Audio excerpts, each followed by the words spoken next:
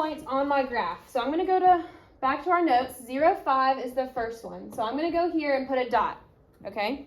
I'm going to go back to my table. Okay, 1, 6, going to go back to my graph. 1, 6, going to go back to the table. 4, 7, 1, 2, 3, 4, 1, 2, 3, 4, 5, 6, 7. Okay, once you get like a few points on there, go ahead and connect everything. Now, before we get started, where do we begin? We begin at the end point, which is what this time? 0, 5. Okay.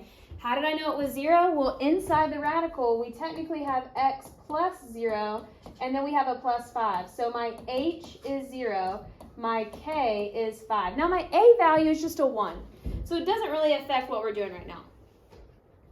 Now, here comes all the tricky parts, okay? We got to make sure we can do all of these. The domain, all of the x values where the graph exists. Now, use your endpoint. All of the x values that are greater than or equal to what? 0. The x of the endpoint will help you. Now the range, all of the y values that are greater than or equal to 5. Good. The y of the endpoint. Now the greater than or equal to could be a less than or equal to only when. When?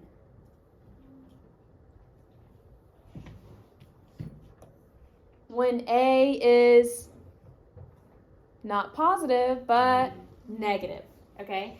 That will change when a is negative. But right now, it's just exactly where it needs to be because a is positive. All right, now let's go to end behavior. Now, literally what this means is what's the right side doing and what's the left side doing? I mean, it's literally saying what's the right side up to, what's the left side up to, okay? You got to kind of say it mathematically. So the way we say this is as x goes to positive infinity, the graph is going up forever, so we say f of x is also going to positive infinity. Now the left side of the graph, right? That was the right side. What's the left side of the graph doing? What's this guy doing? It doesn't even have an arrow. It just has like a little dot. Okay? The way we say this is as x goes to 0, y goes to 5. The left side will match your endpoint. And I like to draw an arrow to kind of remind us that like this is why I'm doing this. All right, take your pencil and I want you to sketch over the graph. Start here. Okay, was I going up or was I going down? Up, okay? Because I was going up, which interval do I have? Increasing or decreasing? I have increasing, so I'm going to say, you know what, decreasing, we don't have any intervals that are going to be going down because the graph starts here and then it forever goes up. So I'm never going to be decreasing. I'm always going to be increasing. Now I begin increasing at 0 and I never end, so it goes all the way to infinity. You have to put a bracket around where it begins if it's included, and then you can never include infinity, so you always put a parenthesis around infinities, negative and positive. Okay. Woo! Now, we're going to go ahead and do this for the rest of these problems and then use Desmos to our advantage while we have it. Now, I want y'all to think about the transformations first and then use Desmos to kind of help you, okay? Don't let Desmos be like a crutch, if that makes sense. So go ahead and X out of everything that you just built, except for the parent function.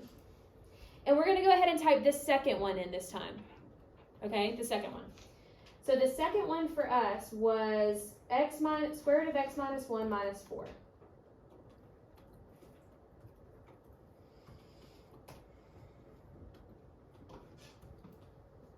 Okay, so notice that my newest one is purple. Okay, so I have a green one for the parent function. I have purple for the other one. Now, what are the transformations? Someone tell me in words, like what is happening? How did it get from green to purple? Okay, it went down how many? 4. 4. What else? Went to the right one. Yeah, it went to the right one, right? Here it starts here, and then down here it's like all the way over here. So it went down 4 and right 1. Now, did it get like shrunk or did it get stretched out any? Well, how do we know that based on the function? I know you see it, but like It's because the A value is Over 1. just 1 Or 1. in this case. Like, A value didn't change, it's just 1. So that's why it didn't look any different than the parent function. Okay, so let's go ahead and get some points. Now, click on this one, then press the gear, or I guess you just press the gear, and then do the table for the new function. So now, to get more x values, click on 2, or click on the lowest x value and press enter a few times. And you only want to plot the points that have whole numbers. So I'm going to go ahead and plot 1, -4 on my graph. 1, negative, oops. 1, 2, 3, 4. Okay, go back, and then I'm going to do 2, -3. Go back, I'm going to do 5, -2. And then I'm going to try to connect them and try to see like what the pattern is, right? Just kind of see like what the graph is supposed to look like. Now, from here, which one am I going to write first? Domain. Endpoint. Yeah, ironically, you begin at the end. Begin at the end. What's my endpoint going to be? 1, -4. Swap H, keep K. So my H value, we already said A was 1. My H value is +1 and my K value is -4. So I swapped H and kept K to get 1, -4. That's where the graph begins. Now, for my domain, the X values, are they going to be greater than or equal to 1 or less than or equal to 1? What? Huh? I didn't hear you. Would the X values be greater than or equal to 1, or are they less than or equal to 1? Ooh. They're greater than, because it's going to the right, okay? So here the graph starts at 1. Does the graph exist at 0? No. No, so it can't be less than 1 because the points that are in this graph are 1, 2, 3, 4, 5, 6, 7, so bigger than 1, okay? So greater than or equal to 1. The only time that this will be the opposite is if your reflection is happening out front. But we don't have a reflection yet. Now, the Y values are going to be Y is greater than or equal to 4. -4. Okay. All right, I want you and someone around you to do the end behavior and then the increasing/decreasing interval, whichever one you think it is. So take like 30 seconds and try to see if you can get those with somebody around you. And literally talk to them before you start. Like, don't just do it by yourself. Yeah, go. Okay, so Carter and Katie, y'all can chat about it, about what you think it is. Y'all are right here. Or Annie, if you want to chat with Katie about what you got. You're just finishing this section. I want to see if you can get that part right.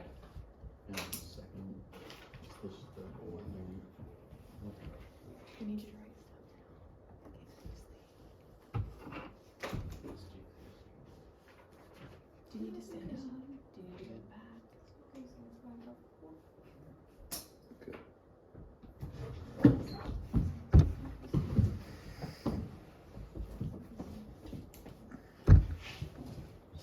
It's either too hot here or too cold.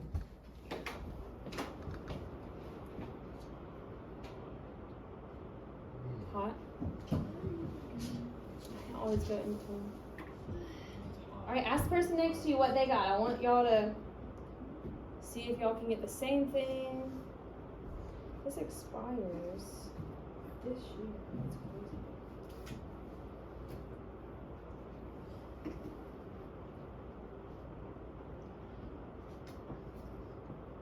Okay. Does anyone feel good about their answers and want to try to say it? I know end behavior can be kind of scary. Does anybody want to try to tell me what they put? Okay.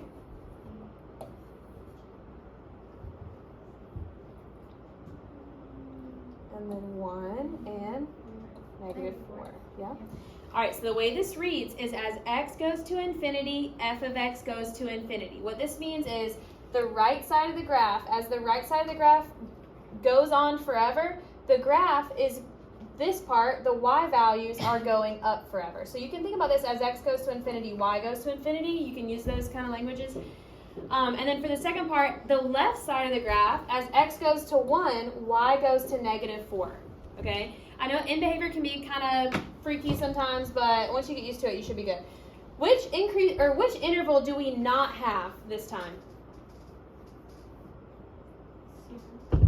Well, I'm saying, do we have the increasing or the decreasing interval? Are you saying the one that we don't have? Yeah, we don't have the decreasing interval. So you can either write like none, or you can like cross it out. What's up? Can I go to the bathroom? Maybe once Gideon gets back. I need to write some of this down. All right, the increasing interval is going to go from 1 all the way to positive infinity. Did anyone get the increasing interval correct? Okay, some of us. Okay, good. And y'all start to see patterns, and you'll be like, okay, I think I can do this. Like, I think that these are starting to look the same, and not feel so difficult. So, all right. So for number 8 and 9, I want you to try to do these with somebody around you to try to get some answers down. So the first thing I want you to do is find A, H, and K, and that will kind of guide you into finding the rest of the stuff. So A, H, and K. Ooh, what did I just do? Did y'all see that?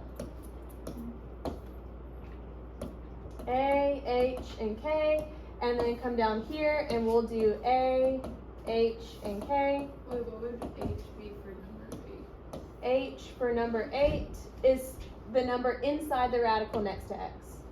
I thought that was K. K is going to be out to the side, not underneath the radical. So sometimes, A will always pretty much be 1 or some other number. It will never be 0, but H and K can both be the number 0. Can you go up a little bit so I can do the rest of 7?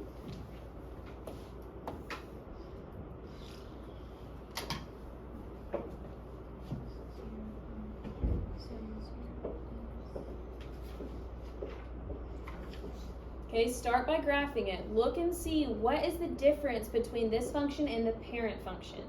And then see how many pieces you can fill in. If you can't fill in any, it's okay. But I want you to try and just get it wrong. If you try and get it wrong, it's better than not trying at all.